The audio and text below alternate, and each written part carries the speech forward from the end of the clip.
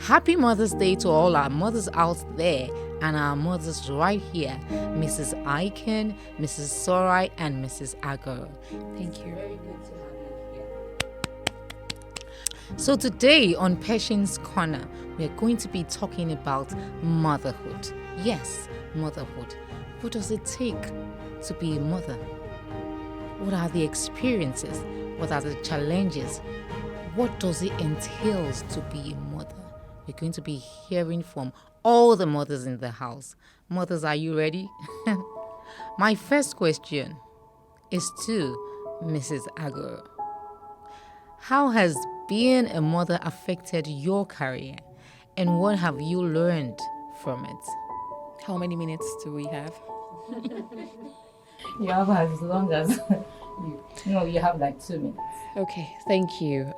Thank you for having me speak on my experience as a mother and a professional. For me, it has affected me positively, I would say.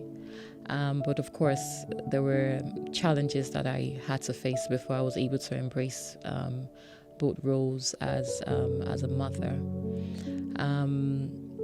Let me start by saying that. Let me start by stating how I stumbled into motherhood. Right. I recalled that during my early years, I was one of the luckiest that found a job after school. I landed myself a job after school, worked for a few years, got married, and had my first son. I wasn't quite sure I understood, yes, Sunji. I wasn't quite sure I understood what the commitments that came with motherhood, but I was very, very certain what I wanted in my career. I was that high flyer, very ambitious, determined, and, wanted to make a niche in the legal profession. So nothing was going to stop me, right? I think that I wasn't going to be stoppable. And so even when I had my first child, I had a very supportive husband, luckily. And so he was able to allow certain things. But life has a way of, just teaching you a lesson in the most unexpected ways. And so I have this very incredibly sensitive son, that reacted to everything. His health, his environment. So we're always in the hospital, right? And so at that point, there was a defining moment for me that I wouldn't really want to get into. But what that did to me was to ask myself an honest question as to what I really wanted to do. And so I said to myself, look, this work, you would be replaced if anything happens. However, this is a young child that you can never be replaced in his life. And so you need to give him all the attention. You need to be very intentional and deliberate. And when I was able to come to that point of realization, I could tell you that I told myself that I'll be very intentional. I'll be very present in the life of my children. And guess what? It never changed. But what that taught me was to the act of adaptability. Right, resilience. I was able to adapt. I was able to balance the obligations of motherhood, balance the obligation of my career, and nothing happened. In fact, I even did well in the career part of it. Another thing that I would say that I learned was empathy, right? Because I went through a lot with him growing up while he was still a child. Always in the hospital and all of that. And so if a colleague comes to me today and tells me, any of my junior colleagues and tells me that, look, my child is in the hospital, I'm able to understand because I've been there. So that taught me how to have empathy for others. Another thing I can say that it taught me is time management, because I have to be everywhere. I have to be in the life of my children, my husband, and of course at work. So I think that's it basically. So whether it has affected me, yes, it has affected me positively, and it's been able to teach me. It's been a learning curve throughout the entire process. Thank you. Wow, that's an amazing experience. Yes. So moving on, I'm going to be asking Mrs. Aiken, What inspired you to become a missionary or a woman of faith? And how do you balance your spiritual calling with your family responsibilities? Yes. So while I was raised in a Christian home, my faith did not become personal or real to me until I was in university. I had a really radical encounter with Jesus. I had known a lot of adversity. I'd lost my father to suicide. I had struggled with self-harm, with eating disorder, identity issues. And it was in the midst of some of those darkest times that the Lord just radically encountered me in a horrific car accident. The very presence of God filled that space and completely overwhelmed me. And I had a choice to make. Was I going to try to continue to live my life on my own terms, plan things out, and work so hard to see them come to pass? Or was I going to give him all of my life?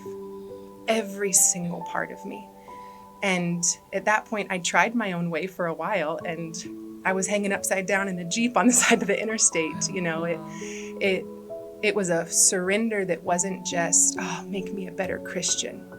It was, I have been transferred into the kingdom of God. You have my allegiance. You have my time, my energy, my resources, my heart. Everything is yours.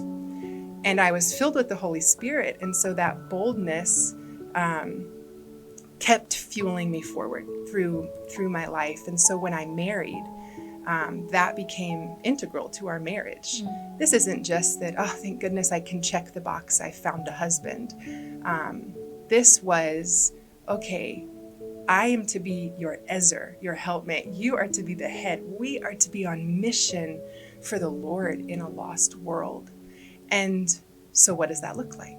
Then very quickly, I became pregnant as well with my first. And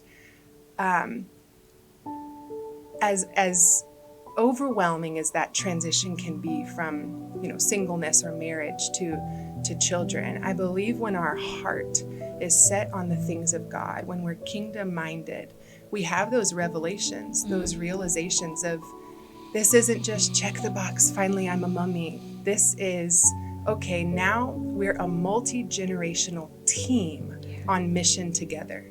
These are not actually my children. These are God's children. Yeah. And I have been tasked with raising these ones up for his glory. It's like he's the general, but I'm a commanding officer. Yes, and these are the troops.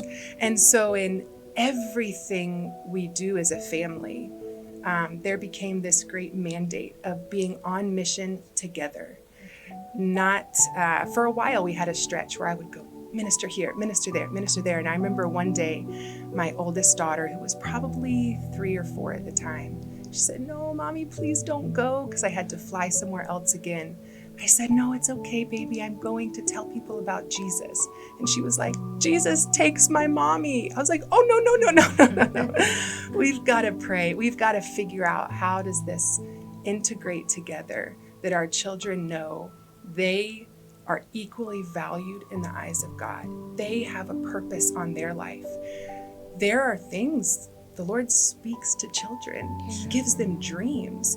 They don't have the blinders yet of religion or, challenge or pain that would hold them back. So these young ages are so key to pour into them, to be present with them, to be discipling them.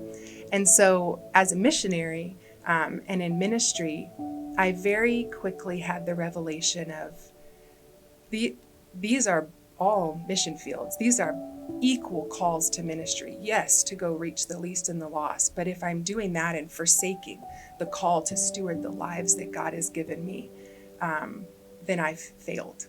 This is a both and how, by the grace of God, do we walk forward as a team and not, as they say, not drop any of the glass balls, carry it all well. And so it's been the greatest adventure. Our children have, it's hard. There's always cost. There's always challenges, but they have a purpose. Our children are to know purpose from the earliest age. and to know they're a part of something bigger than themselves. And they then also get to reap the benefits of seeing God move powerfully, seeing him answer prayers, seeing him save others. And it's just it's the greatest adventure. Not easy by any means, but I wouldn't trade it to be a team together and to navigate it. Children are not an inconvenience or a burden. Yeah. They're teammates, they're members, they're such a blessing. And so it's made motherhood very fun and very intentional, just like you said in that regard. That's great. Coming in here, I told myself, you need to listen. You're not yet a mother. So you need to take out from everyone seated here. When she spoke, I thought about the challenges, and you're speaking also, and I'm trying to fix the puzzle. Taiwo, are you ready for this? Do you really want to do motherhood? So I'm going to ask Miss Sarai, and I'm going to ask you this very unique question. What values are most important to you as a mother, and how do you live by them? Interesting question. Yeah, very interesting. But I think my answer has been consistent over the years. I would say integrity, right? Yeah. And I think that was re-emphasized during my career, because I started my career out in banking, as you know.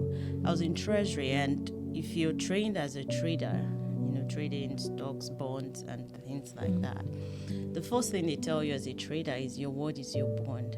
So very quickly, it became part of me. I couldn't even tell you something I won't do. And so when I'm with my team, I expect to deal with people of integrity. When you tell me something, because that's just how I operate. So I expect everybody around me to be people of integrity. Is that always the case? Of course not. That's not always the case. I mean, you meet some surprises, but you're very quick to reaffirm who you are in that situation, and don't allow yourself get swayed by anything. So I would say integrity, number one. And then number two, I would say excellence. I think if you've worked in, I don't want to call the name now, but I'm sure I know. If you've worked in that place, oh my goodness, you have no option but to be excellent. You got to put your best foot forward at every point in time, because the pressure is like, it's gangster. So that's what has really shaped me. Those are the things I have lived by: integrity, excellence, and I've tried to bring it into everything that I do, whether as a mom, as a career woman, or as an entrepreneur, or even just in relationships, friendships that I have. So I would say integrity and excellence is very key. Wow. I've learned. Your word is your bond, integrity and excellence. So I'm willing to become a mother. So going forward, I hear you say, write the vision, make it plain. That word in the Bible is key to every mother out there. And then you said, remember why you started. That's a tip out for me. You said you need God. Every mother needs God. So thank you very much, ma'am. And moving on to today's mom, you answered my last question in your previous question, but I'll still go on to the third question, which says, are you ready for it, ma'am? What advice would you give other mothers pursuing careers like yours, and how do you unwind as a mother? Okay, let me first start with how I unwind, right? I don't have a particular way, but whenever I have the opportunity, I grab it with all of my arms. So I'm not the very social person, right? And so whenever I have to stay at home, I stay at home with my kids. And whenever we have to travel, we travel. There's no special thing that I get to do. But I know that my kids will tell me I'm very boring. And so they say it over and over again that I'm a very boring mom. But I have my sister who is the opposite of me. And so she sort of comes home and takes them out, right? I love being alone. That's one of the ways I get to have my brains checked and get to be sure that I'm okay. I'm not going mental. So whenever my sister comes around to take them out, I have that me time alone, and I think watch TV, read little books, and sleep. So that's it, basically. Nothing. And I really don't get that time for myself. I don't have that. Every now and then. Sorry? Every now and then you No, really don't get no, that. I don't have that time. But whenever I do, I just take it. Right. Then to the last question and the advice that I can give mothers starting a career. Is that what you said? Yes. Okay. First of all, I would say that time is a very invaluable resource for every mother, whether you're a career lady or you are an entrepreneur or you're just a stay-at-home mom. Time is very valuable to you, how you get to manage your time is very, very important. Once you're able to manage your time, you're good to go. There is nothing, there's no word as a successful professional or a very great mom, right? You can be both at the same time. You don't have to choose between a successful professional and a great mom, right? Because you find that some people feel that you have to give up one for the other. You can be both. You don't have to be perfect in both aspects. Just try to make an attempt when you can. I would always advise that if you can get help. Delegate as best as you can. You can't do it all. You can't be everywhere. And I always advise people, my colleagues, that look, if you have the resource to get nannies, get your nannies to help you out, right? Get a driver. So I do a whole lot of work when I'm on the road, when I'm moving from one place to another, right? So get a driver. And in getting this workforce, try as best as possible to get good hands. Get people that will make your work easier. And I'll give you an example. You don't want to bring your child to a very expensive school like Pershing Hills. And then you get a nanny that doesn't speak well, and so they make your work really, really hard. I used to have a nanny then that says Jehovah for everything. And so you see, my second son told me every little thing, Jehovah. And I'm like, Jesus Christ, and my husband will say, but Jehovah isn't bad. I'm like, but not in a public place. This guy says Jehovah at every slightest thing, and till today I'm finding it difficult to take that off him, right? And he says it in a very, very funny way, Jehovah. And so you need to be very meticulous when you have to get those people to come help you, right? It wouldn't cost you. Get someone that can read, can speak good English. Maybe not, you don't have to go get a degree holder or anything, but just get someone that can read. So that person just helps you out.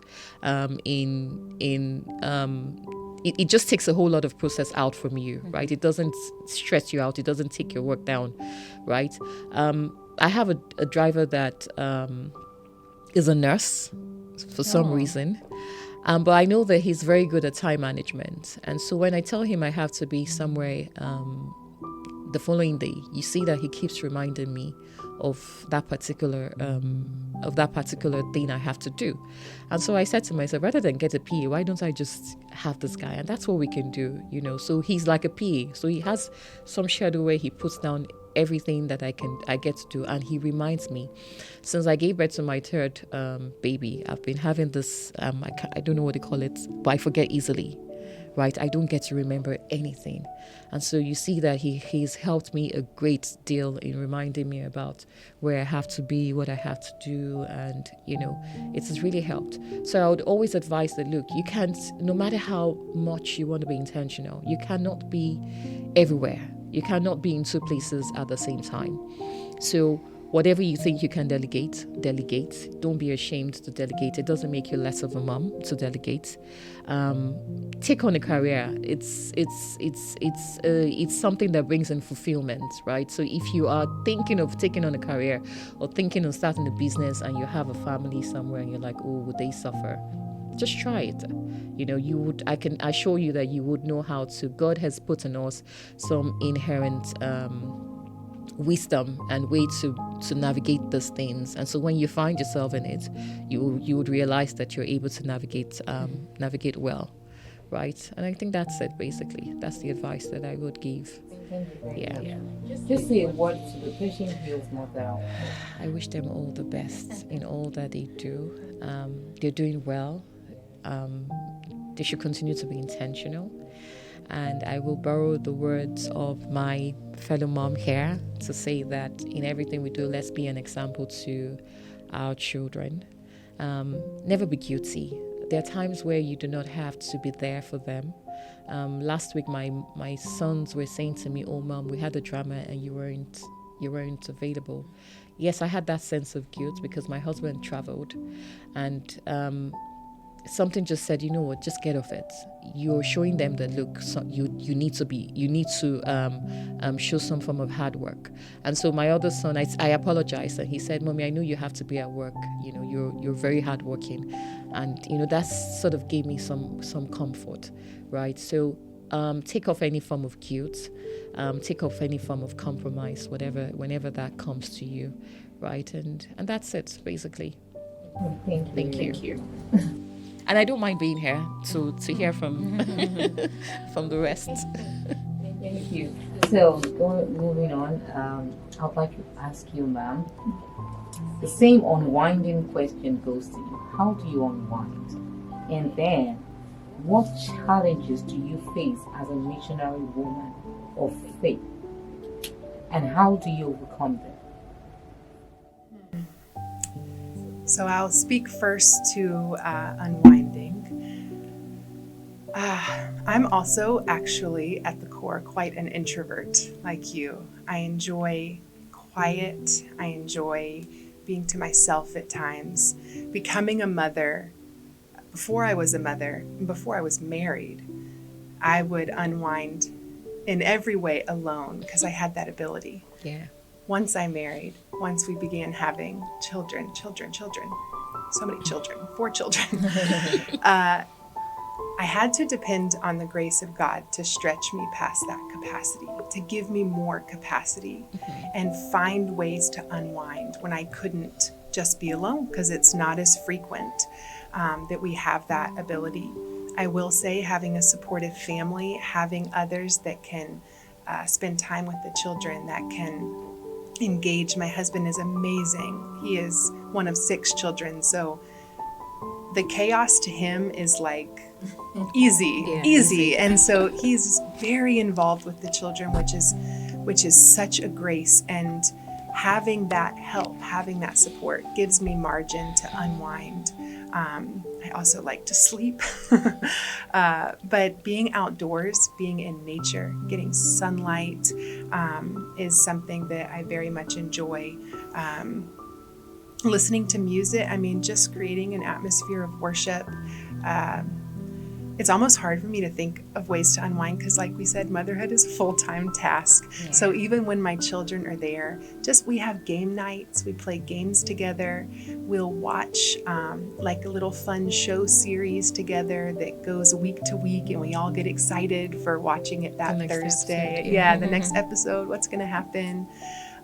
Spending time with them, playing. Watching them be kids is a delight that somehow, even in the midst of managing so many things, it's like it lets my soul rest. Just stepping away from the responsibilities, the tasks, the seriousness of things all the time, and delighting in them is a way that I unwind, and it brings me great joy. I would say challenges that come being a missionary and a mother, especially as it relates to the children. There's a lot of cost in following Christ. There's a lot that we have to surrender. And with the children, they don't really have a choice in that matter.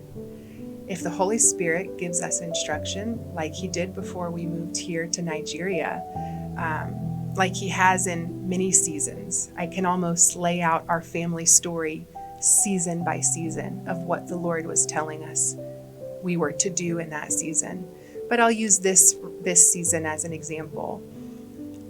The Holy Spirit spoke to me, to my husband, about the step to sell everything we owned or give it away. Home, cars, everything. And to pick up and move to a new land, to serve, to lay our lives down.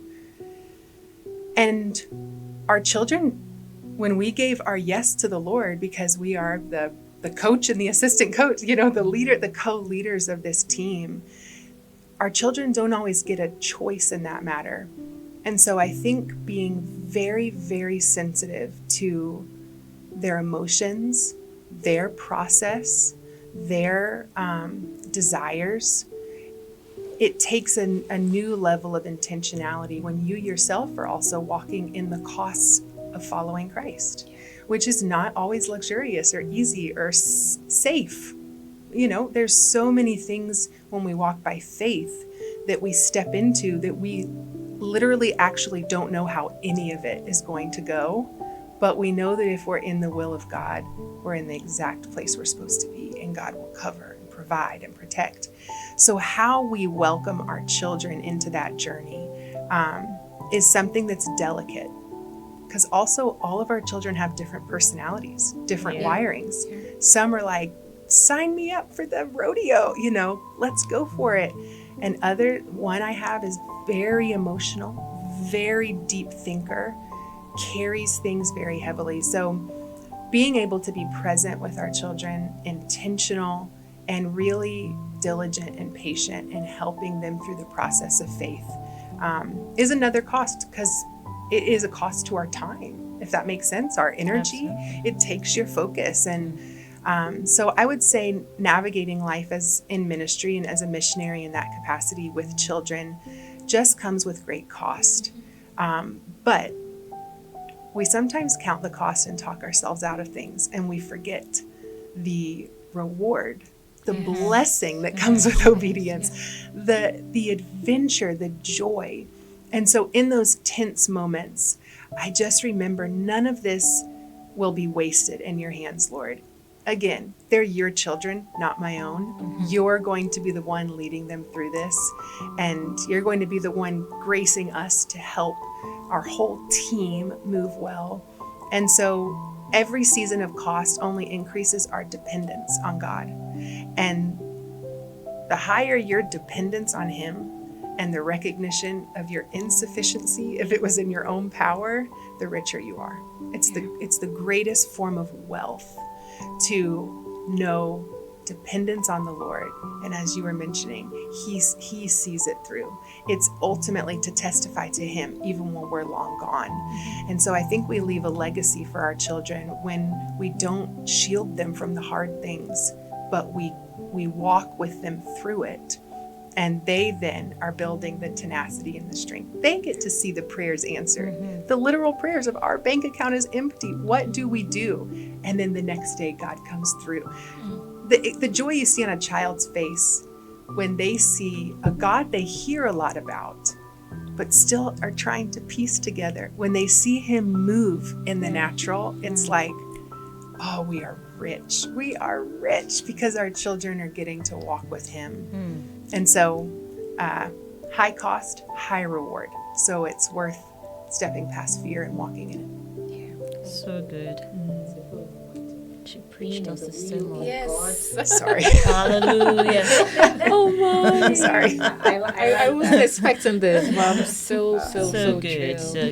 So I good. like that. It reminds me of how we have to stay in the will of God and be willing to sacrifice. Yes. So that was very amazing. So I'll ask you, what do you want to say to the Pershing Hills mothers out there?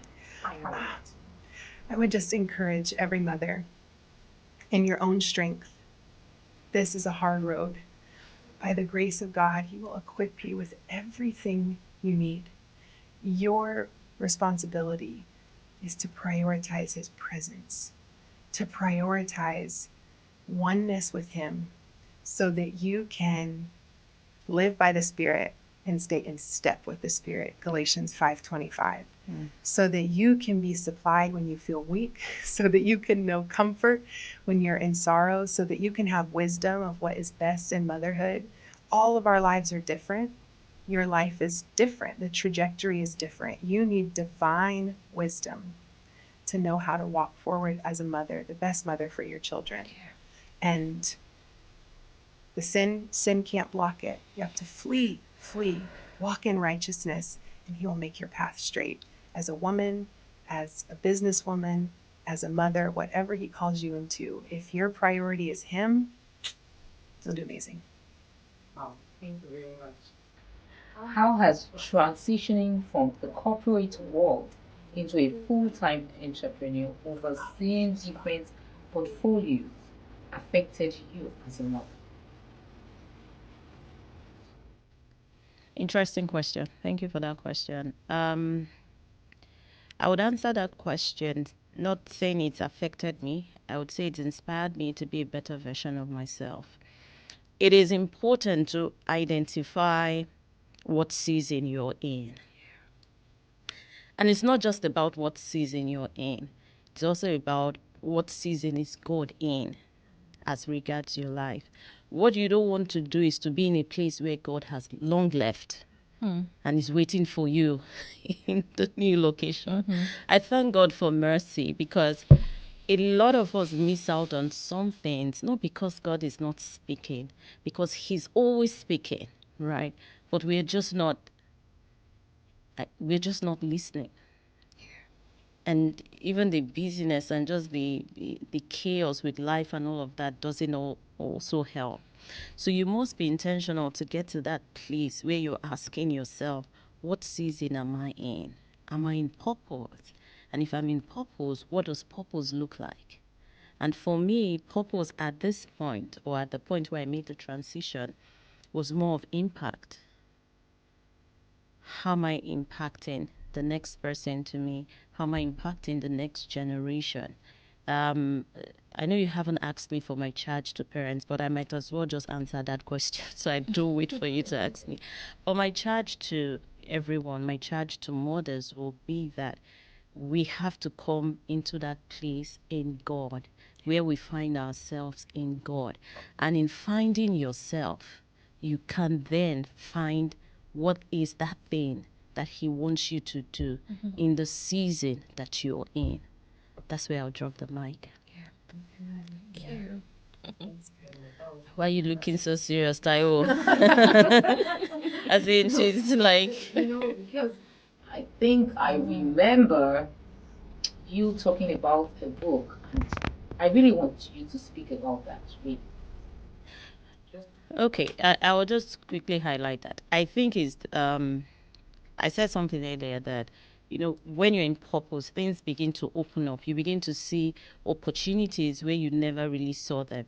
And I think for me, one of it was coming into this space. We needed to teach the children just basic finance concepts, right?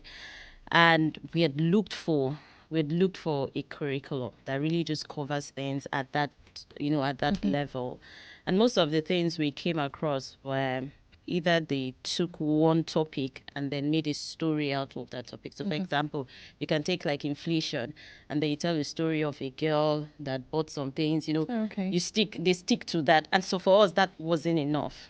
And so again, it's not like you hear an audible voice saying, go and write a book. No. You just feel, look, there's a gap. I have to deliver on this thing. You check in your spirit. I have peace concerning it. Again, procrastination. I procrastinated for quite a while. And then I remember someone saying to me, you have all of this finance experience, and you're looking for a finance curriculum for your school. Does it make sense? And so for me, that was just confirmation that, you see, that thing I told you to do, that you put in the back burner, you better go and sit yourself down and get this thing out. And so again, I sat down and we put together topics that we thought that at their level they should get to know. Just understanding what money is, understanding budgeting, savings. But we did it in a different way. We made it so practical because we're a Montessori school and we're very intentional about experiential learning. And so what we've had to do in coming up with that book, I've had to put experiences, projects that the children can participate in to ensure that they're getting the, so it's not just a tutor in class saying savings is when you put your money in a piggy. No. The child has a project he has to carry out with either the parents or the guide in class, just so that it becomes, Montessori always says that a child learns from the concrete to the abstract.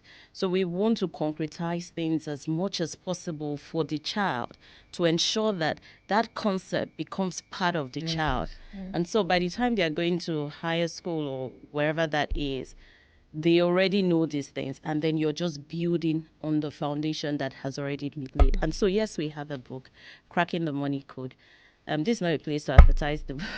Okay. But then again, so we haven't launched. We're launching. When is the launch? May 8th. Okay. May 8th. But we'll send out all. haven't been introduced. So they have. We've introduced just chapter 1. Okay. Yeah. So and what's chapter 1? Chapter 1 is really understanding the origin of money. Okay. And So moving on kids to were this told one, to we do still a have currency book. I you don't know if you're answered my talking- last Yeah, question. so Okay. they were told That to- came from there. Yeah, so that was group Third 3, group 3 and group 4. Okay. So Tunji won't Which have says, done are you it. ready for it, Yeah. ma'am? So we needed to do like a pilot run. Okay. And so we got group 3, group 4 to Okay. work on it. So Okay. they did the project, did different currencies, because we found out that most of our kids, it's not like they don't know currencies, but they know the naira, they know the dollar, they know the euro, The normal, yeah. yeah, those The usual four ones, yeah. four currencies. But we had to make them understand that Stretch there's them. something called rupee, there's something called CDs. Just again. So that's the whole essence of having a 360 view, so that again the child has the necessary exposure to engage at any level, and that's what we want to do in our space. So we're hoping that by the time we launch, there'll be quite a significant interest from Even all the schools. even other schools. So we're thinking of working with the ministry to also nice. pitch to them that, look, when it comes to finance, it's beyond money. So it's not like in the Nigerian curriculum, you don't have money, but you have it in the context of addition and subtraction. It's beyond that. That's not really what we're talking about, right? So we need them to have a buy-in for schools to adopt this. Nice. It's a long shot, but it's something that Well, I think it's a we're very willing nice to take one. on. Yeah. Thank you. Exactly. Yeah. Yeah. Yeah. Thank you very much. I've known Miss Torrey for a while now, and I know she's a lover of books. Books everywhere. Books even we are books. We are still studying a book today, so like They're so tired of me. I'm not, They have I'm to not read. You guys surprised. have to read. I'm not surprised. They're always reading. We come up with another book again, and she buys books for us. So thank you very much, ma'am. And I still want to all our viewers out there, please help me give these women a round of applause. Thank you. Wonderful. It's Thank not you for easy to having be us. A mother. This is true motherhood. Thanks for joining us. Bye-bye. Bye. Bye. Thank you.